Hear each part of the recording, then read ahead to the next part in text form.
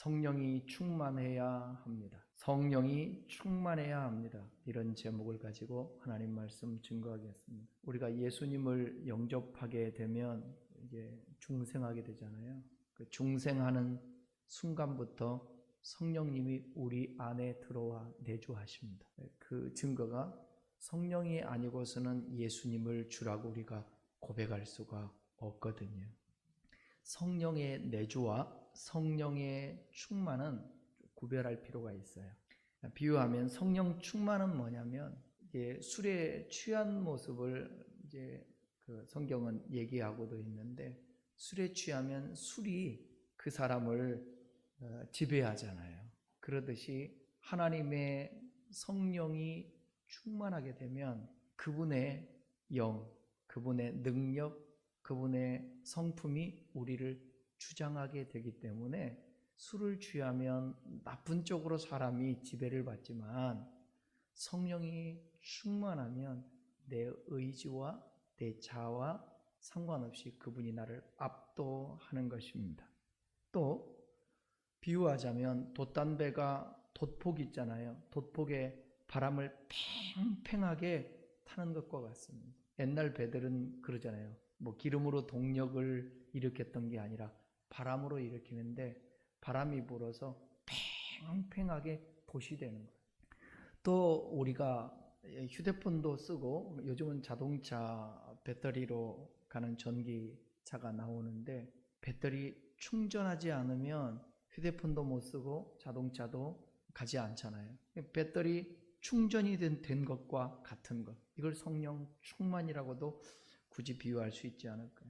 성령이 나를 전적으로 지배하고요, 성령이 우리를 인도하시고요, 그분이 우리를 가르치시고요, 그분이 힘을 입혀주시는 것을 의미합니다. 그러니까 우리가 살아가는 삶의 풍성한 생활의 비결이 뭐냐?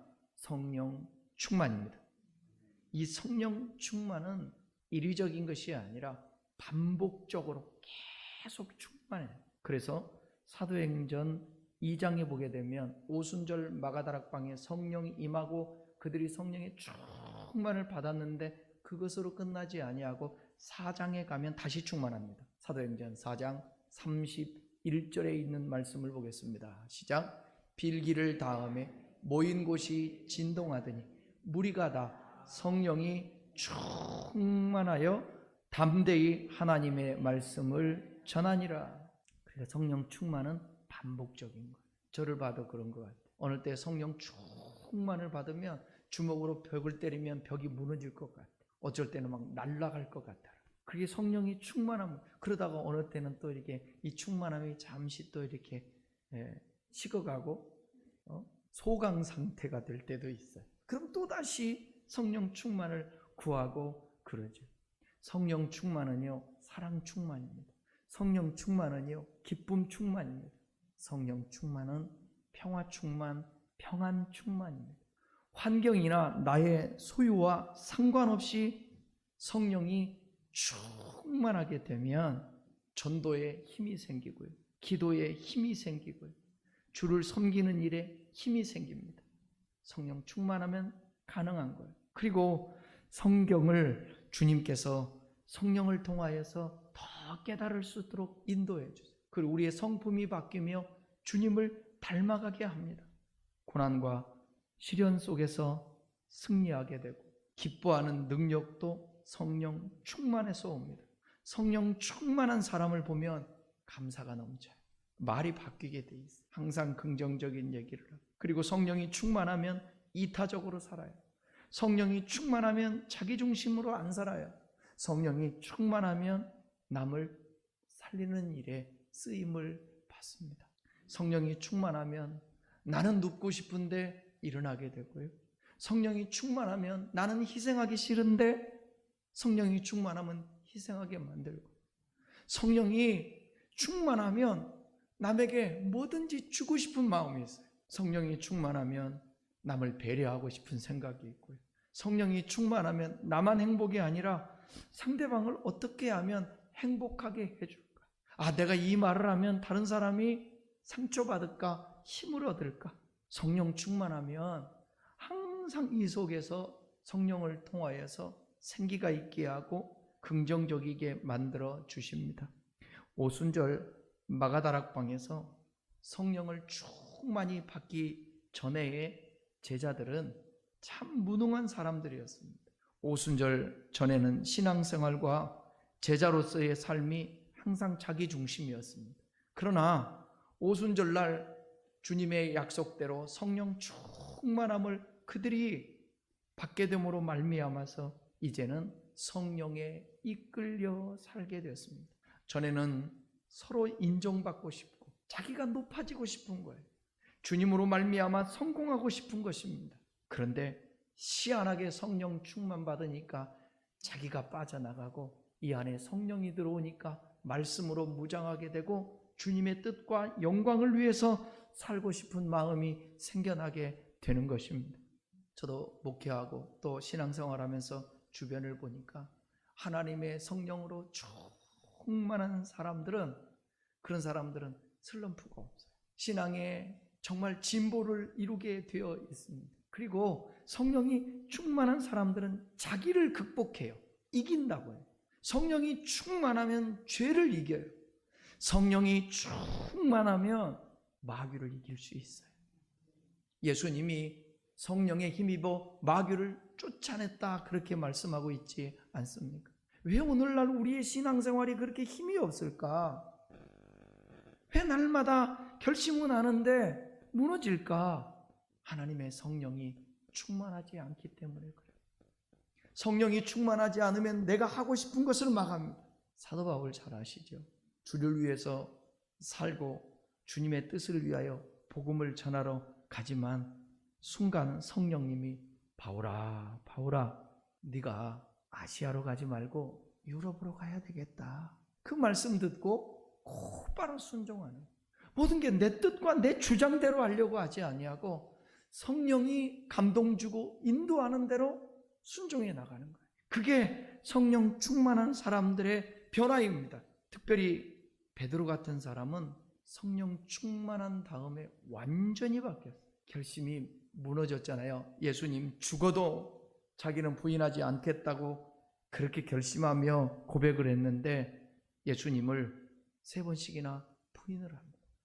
그러나 성령의 그 오순절에 성령이 임하고 성령 충만함을 받은 이후부터는 베드로가 자기중심적으로 살지 않아요. 그리고 순교를 당하기까지 오직 주를 바라보며 땅에 소망을 두지 않고 하늘에 산 소망을 가지고 살아가면서 목숨까지 걸고 복음 위에 살게 되었다라는 것입니다. 교우 여러분, 한 번 왔다 가는 인생, 이렇게 살아도 저렇게 살아도 70, 80 이제 좋다 이거예요. 100살까지 살지만 주님 앞에 콧굿 숨 끝나면 그분과 대면할 때가 있을 것입니다. 지나온 시간들을 돌아보면 한 점에 불과하다고 늘 제가 말씀드리잖아요. 그때 후회하지 않도록 여러분, 무엇을 마실까, 무엇을 입을까, 어떻게 이 세상에서 잘 살까, 성공할까, 예, 그것도 필요합니다. 그러나 먼저 주님께 집중하고 주님이 주시는 성령 충만함을 받으면 모든 것을 더하여 주시고 그 성령 충만한 결과로 말미암아 사람 관계도 좋아, 가정도 회복되고 행복하게 될 것이고 여러분의 하는 일에 성령이 지원해 줘서 물질뿐만 아니라 건강뿐만 아니라 전인적으로 영혼이 잘됨 같이 범사가 잘되고 강건한 은혜가 있을 줄 믿습니다. 오늘 본문을 통해서 성령 충만하게 되면 어떤 일이 벌어지는가를 한번 생각해 보겠습니다. 성령이 충만한 사람은 기도하게 되어 있습니다. 기도는 절대로 저는 형식적으로 기도, 시간 때우기식, 기도를 이렇게 해야 하나님이 나를 아니 그런 개념이 아니고 기도는 뭐냐? 하나님과의 관계에서 그분과 교제하는 게 기도인 거예요. 1절 한번 읽어보겠습니다. 1절 같이 읽습니다. 시작. 제9시 기도 시간에 베드로와 요한이 성전에 올라갈세. 1절 보면 제9시 기도 시간에 베드로와 요한이 성전에 올라갑니다. 여기서 제9시라는 말은 우리 시간으로 얘기하면 오후 3시를 가리킵니다. 경건했던 유대인들은 하루에 3번 기도 시간을 정해놓고 기도했는데 유대인들의 구분법에 의하면 제3시, 6시 그리고 9시에 기도했습니다. 우리 시간으로 하면 오전 9시, 12시 그리고 오후 3시 이렇게 시간을 정해놓고 기도하는 거예요.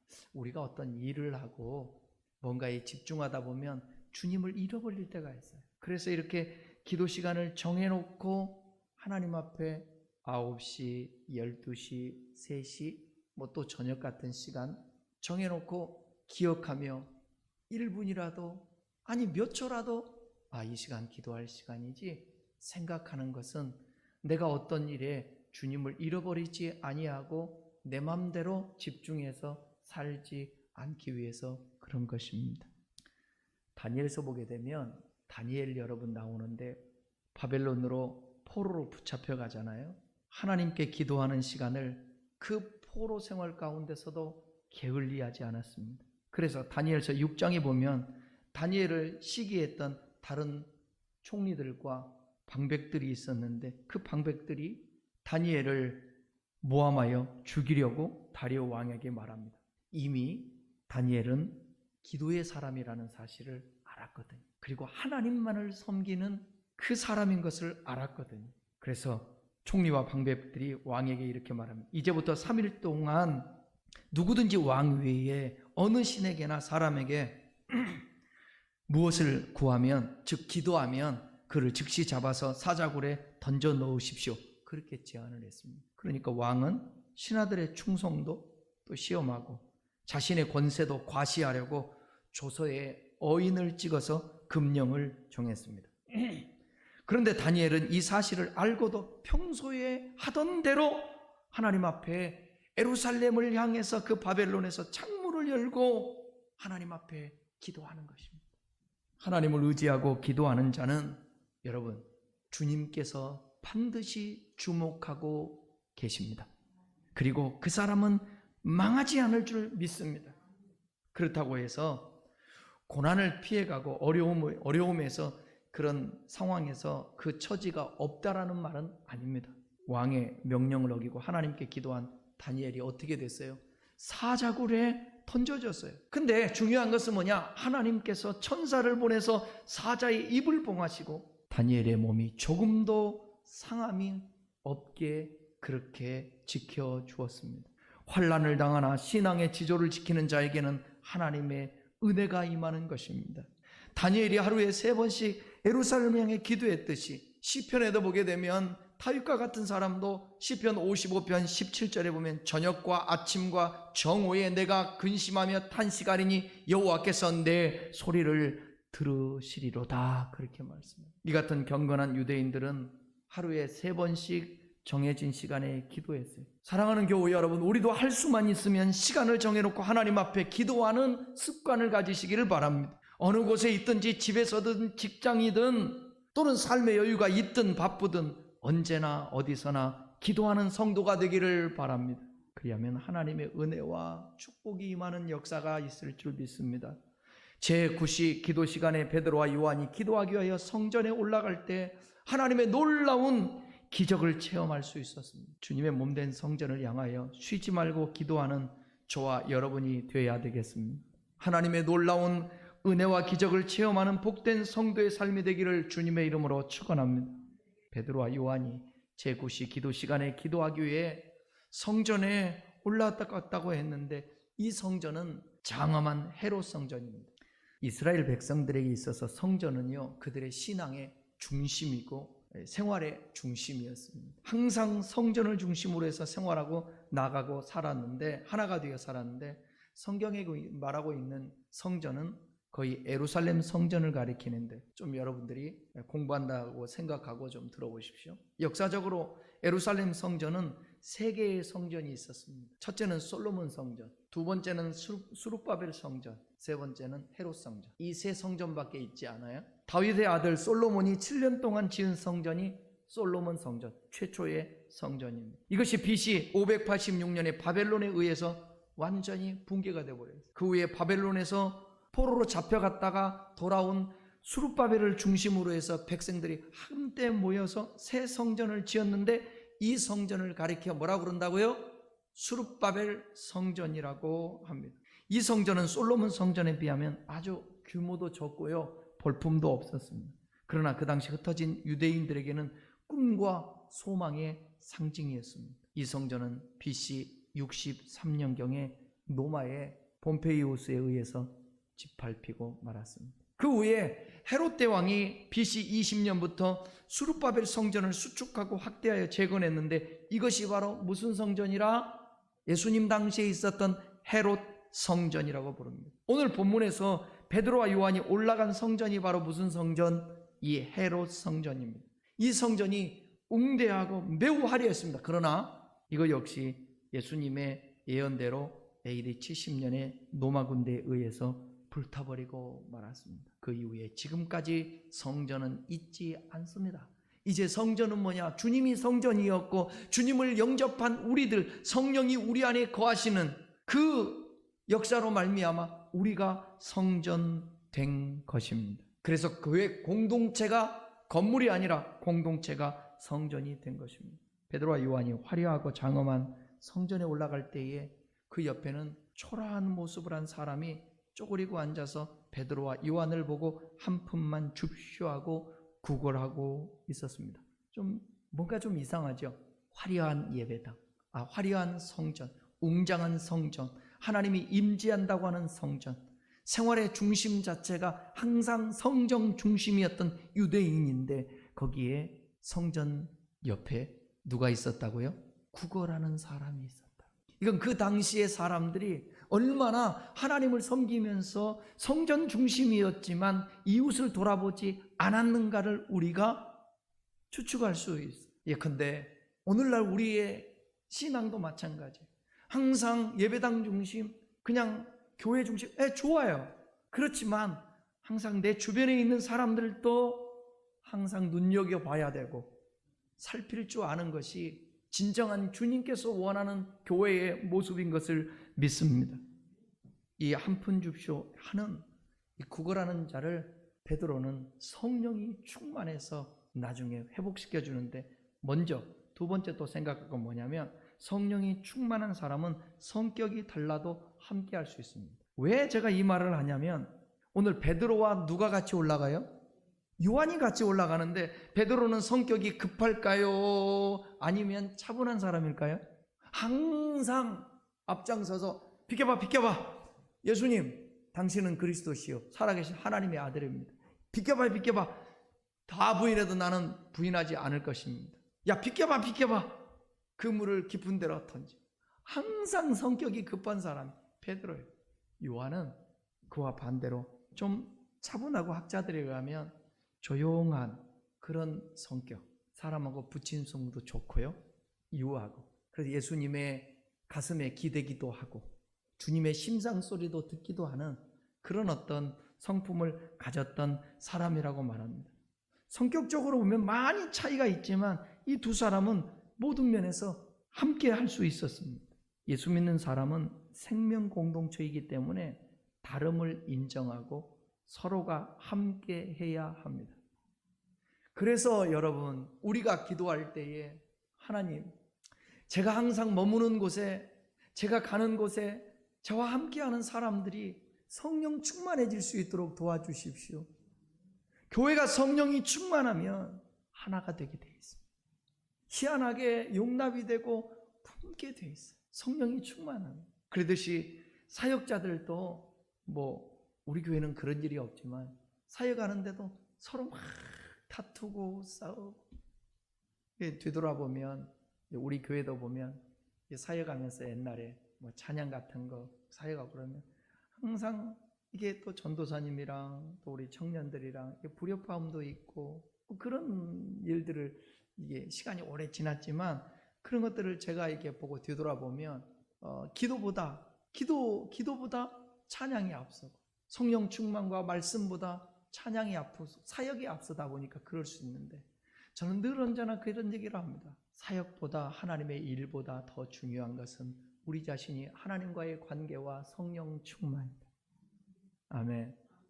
제가 TIA 선교 태권도 선교사들 모이는 데 가서 축사하는데 제가 그런 얘기를 했어요. 여러분, 선교사님들 선교사로 나가서 사역하는데 가장 중요한 게 뭐냐? 젊었을 때는 불이 타 사역에 집중하는데 사역보다 더 집중해야 될 게 뭐냐?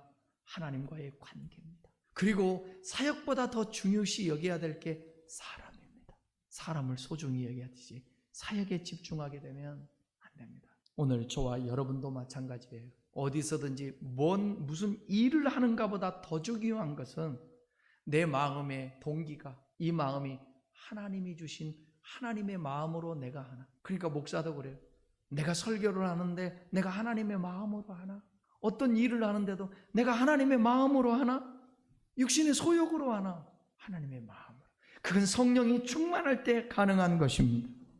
세 번째는 성령 충만한 사람은 다른 사람을 회복시켜주세요. 회복시켜요.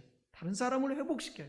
다른 사람을 죽이지 않습니다. 다른 사람을 넘어뜨리지 않습니다. 다른 사람에게 태클을 걸지 않습니다. 다른 사람을 살려줍니다. 나는 우리 큰나무 교우 여러분들이 어디를 가든지 누구에게 태클을 거는 것이 아니라 태클 당하지도 말고 태클 걸지도 말고 항상 누군가를 세워주고 누군가에게 세움을 받는 여러분 되었으면 좋겠습니다. 여러분이 성령이 충만하면 많은 사람들에게 인정받을 수도 있고요. 많은 사람에게 희망을 줄 수가 있어요. 우리 예수 믿는 사람은요. 가는 곳곳마다 어둠을 밝혀야 돼요. 가는 곳곳마다 맛없는 곳에 맛있게 해야 돼요. 아멘. 그 영역이 있어요. 막 시끄럽고 싸우고 그러려고 하는데 됐어. 그만하자. 그만. 이제 그만. 우리 그만하자. 그만해야 되겠어요. 더 하면 싸울 것 같아. 그러면 잠잠해지고. 그건 성령 충만한 영역이 있을 때. 성령 충만하지 않으면 오히려 불난 집에 부채질하는 거예요.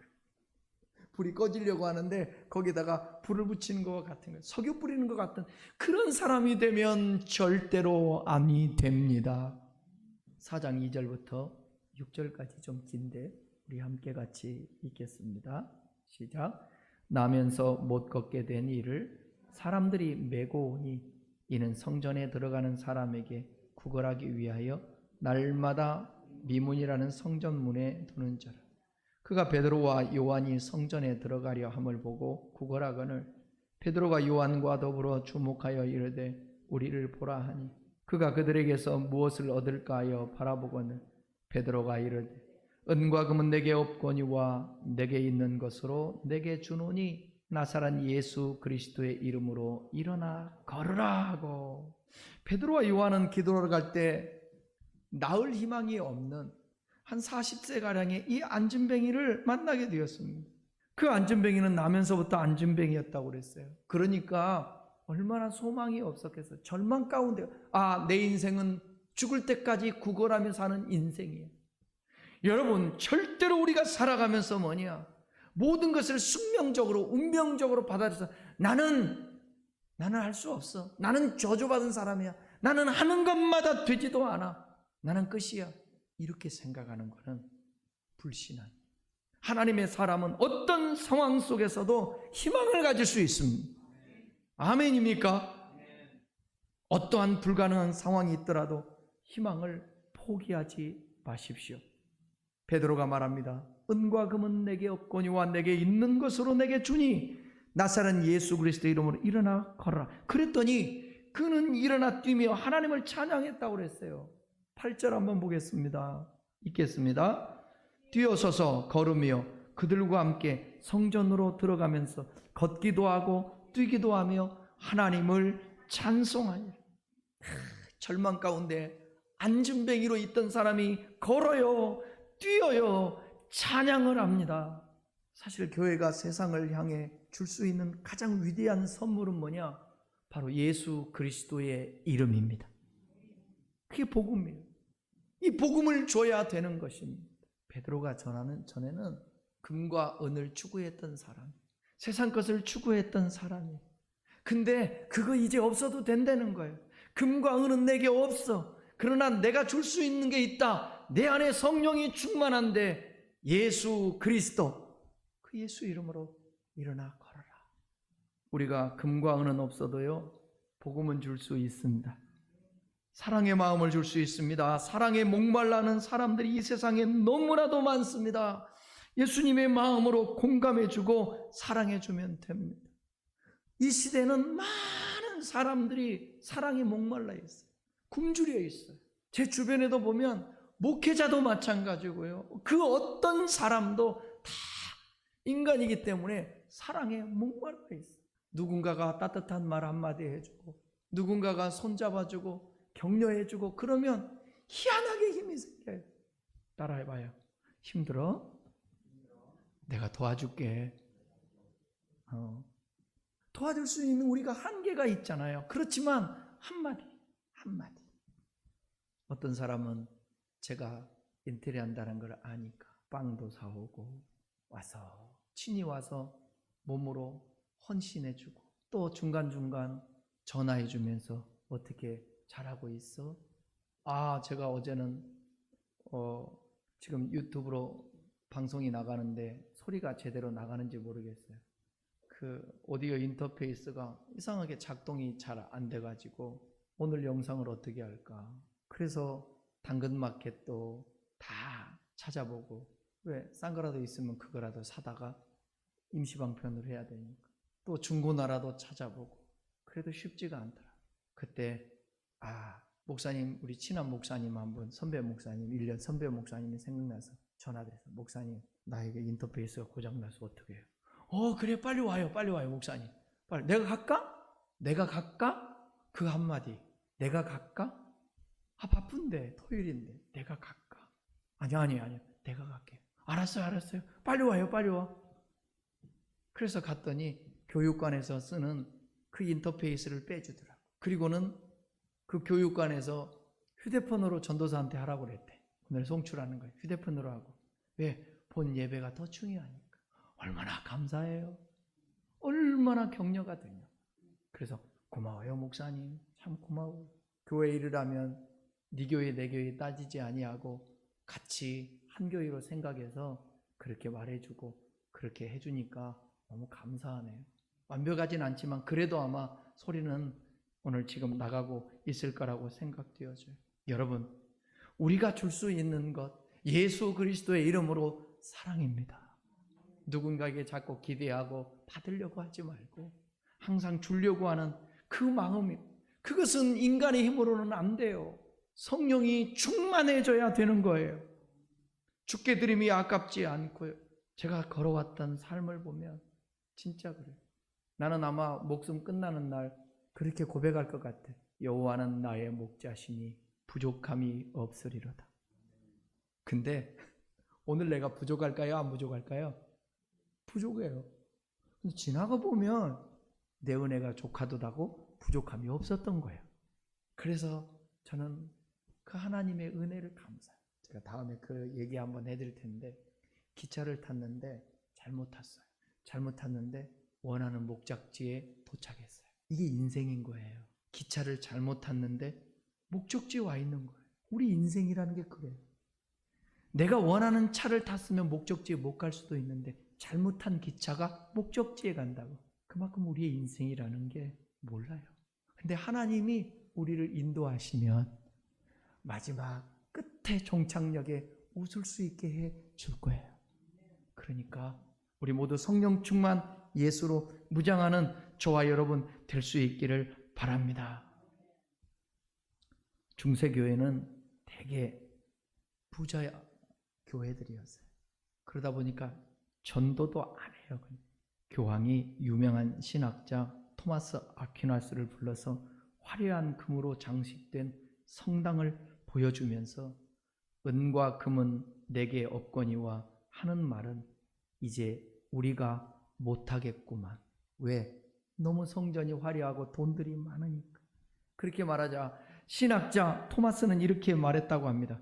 그래서 이제 우리는 예수 그리스도의 이름으로 걸으라는 소리도 못하게 되었습니다. 그래서 여러분, 교회가 부자가 되고 성도들이 부자가 되고 세상에 살맛이 생겨나면 예수가 빠져나가는 거예요. 줄 게 없는 거예요. 오늘 코로나는, 이 위기는 다시 한번 하나님이 우리에게 주시고자 하는 기회인 것을 여러분 믿으시고 더 주님을 갈망하고 더 성령 충만을 구할 수 있기를 바랍니다. 이 문제를 어떻게 해결하지? 어떻게 해결하지? 그거보다 하나님 성령이 충만하여 그분이 나를 가르쳐 주시고 간섭하시고 나를 인도하여 주시옵소서. 결론입니다. 성령이 충만하게 되면 하나님의 역사로 말미암아 주변 사람들이 놀라게 됩니다. 오늘 9절, 10절 읽겠습니다. 시작. 모든 백성이 그 걷는 것과 하나님을 찬송함을 보고 그가 본래 성전 미문에 앉아 구걸하던 사람인 줄 알고 그에게 일어난 일로 인하여 심히 놀랍게 여기며 놀라니라. 아멘. 베드로와 요한이 하나님의 성령으로 충만하여 습관을 쫓아 기도하러 가다가 성전 미문에 앉아있는 안진뱅이를 일으켜 세우는데 자기의 의지와 힘이 아니라 이 안에 계신 예수 그리스도의 이름으로 걸어갈 때에 하나님의 능력이 임하게 되고 그가 소생케 되고 일어나 춤을 추게 되고 찬양을 하게 되니 많은 사람들이 보고 깜짝 놀란 것입니다. 바라옵기는 우리 주 예수 그리스도와 성령과 성부 아버지 하나님의 역사로 말미암아 여러분들에게 놀라운 정말 하나님의 일들이 보여지기를 간절히 축원합니다. 그러므로 주변 사람들이 진짜 하나님이 함께하는가 봐, 진짜 하나님이 도와주시는가 봐, 이 소리 들을 수 있기를 간절히 축원합니다.